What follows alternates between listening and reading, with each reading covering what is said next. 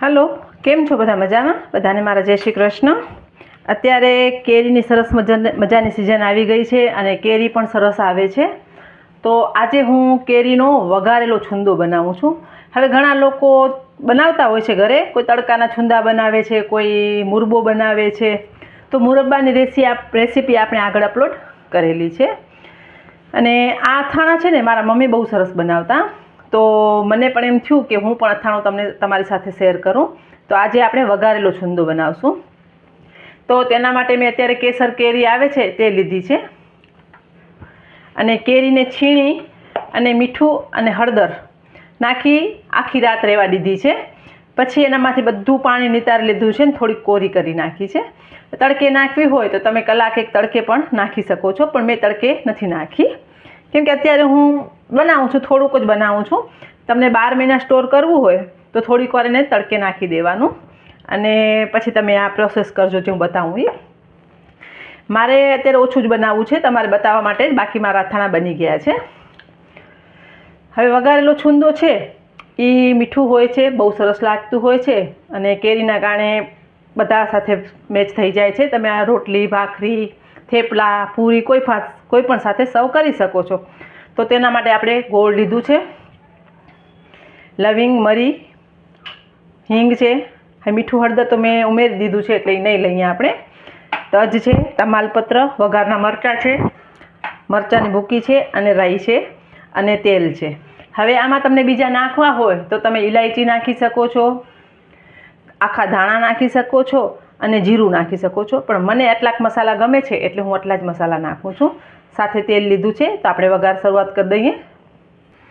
તેલ ગરમ થાય પછી આપણે આગળની પ્રોસેસ કરશું. અને તેલનું પ્રમાણ થોડુંક વધારે રાખવાનું છે, કારણ કે આપણે વઘાર કરીએ છીએ અને અથાણું બની જાય પછી તમે થોડુંક એમાં વિનેગર નાખી દો છો તો અથાણું 12 મહિના સુધી એવું જ પડ્યું રહે છે. પણ મેં તમને કીધું એમ કે અત્યારે તો હું તમને બતાવવા માટે થોડુંક બનાવું છું, પણ તમે 12 મહિના સ્ટોર થાય એટલું અથાણું બનાવી શકો છો. તો આની ક્વોન્ટિટી વધારે કરી નાખજો ને આ રીતથી તમે છુંદો બનાવશો વઘારેલો, બહુ ટેસ્ટી લાગે છે. છોકરાઓને ટિફિનમાં પણ આપી શકો છો અને આપણે પણ રોજ ઘરમાં કોઈ મહેમાન આવે અથવા આપણે પણ જમવામાં સાથે લઈ શકીએ છીએ.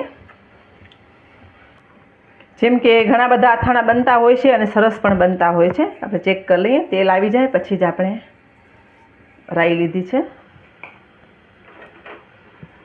મારા મમ્મી હતા, મારા બા, એ બહુ સરસ અથાણા બનાવતા બધા.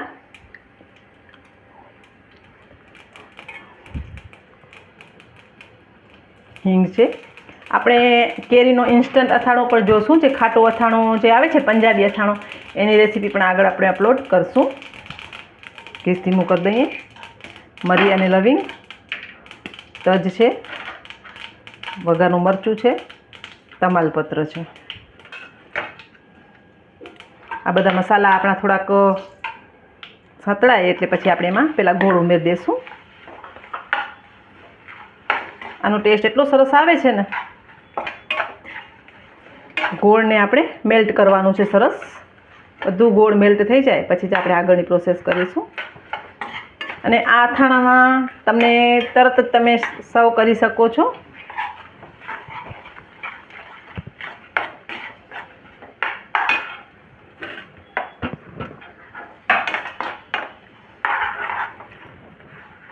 અથાણું તો તમે દેશી કેરીમાંથી બનાવી શકો છો, રાજાપુરી કેરીમાંથી બનાવી શકો છો, અથવા કોઈ પણ તમારી પાસે જે મળતી હોય એમાંથી તમે અથાણા બનાવી શકો છો. પણ અત્યારે મારી પાસે કેસર કેરી હતી તો મેં એનો ઉપયોગ કર્યું છે. ગોળને મેલ્ટ કરી લઈએ આપણે પહેલાં. આપણું ગોળ સરસ મેલ્ટ થઈ ગયું છે એટલે આપણે ચાસણી નથી કરવાની.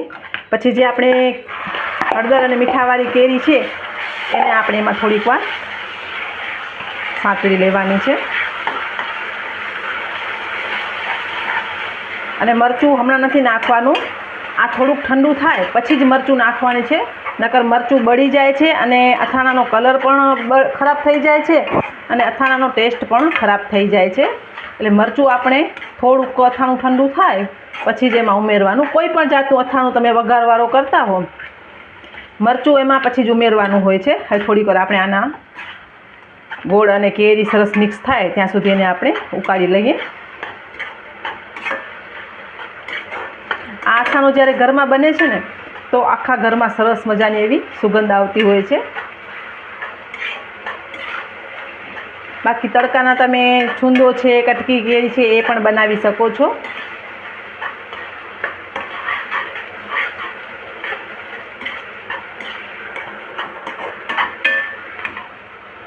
ગોળ અને કેરી એક રસ થાય એટલું આપણે એને કરવાનું છે.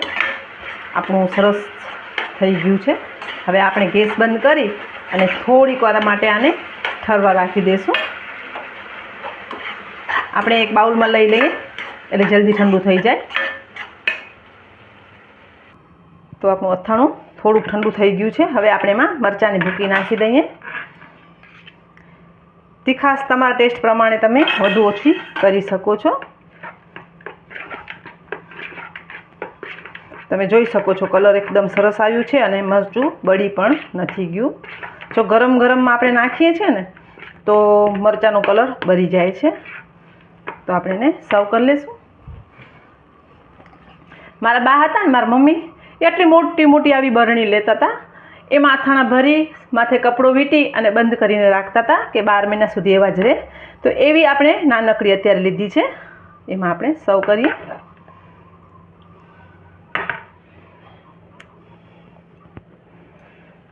તો આપણે બરણીમાં અથાણું ભરી લીધું છે. તો આપણે સર્વ કરી લઈએ. તો રેડી છે આપણો વઘારેલો છુંદો. અને આવી બરણીમાં મોટીમાં ભરીને રાખતા તો 12 મહિના સુધી એવું જ રહેતું અને બહુ સરસ લાગે એવું અથાણું છે. તો તમે પણ તમારા ઘરે આ રેસીપી ચોક્કસ ટ્રાય કરજો. બધાને ભાવે છે અને સારી પણ બને છે. અને આમાં કોઈ જાતનું એવું નથી કે બગડી જશે. તો તમે પણ તમારા ઘરે ચોક્કસ ટ્રાય કરો વઘારેલો છુંદો.